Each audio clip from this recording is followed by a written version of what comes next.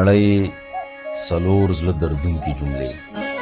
اول، د شام په جګړه کې یو ماشوم په زخمی حالات کې ډاکټر ته وایي زه به خدای ته ټولې خبرې وکړم چې په وطن کې مو څه حال روان دی.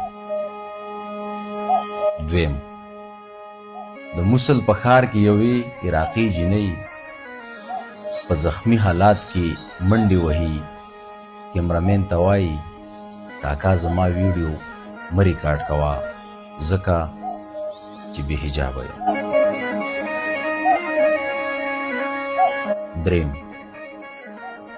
یو فلسطینی ماشوم د ډېرې لوږې په وخت کې خدای ته سوال کوي چې یا الله ما زر واخله، که جنت ته لاړ شم لږ څه خو به وخورم که نه.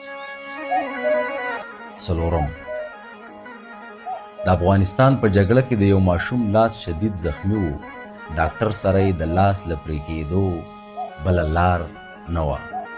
ماشوم ډاکټر ته وایي ډاکټر صاحب د لاس د پرې کېدو په وخت کې مې لستوڼي مه پرې کوه ځکه چې نورې جامې نه لرم.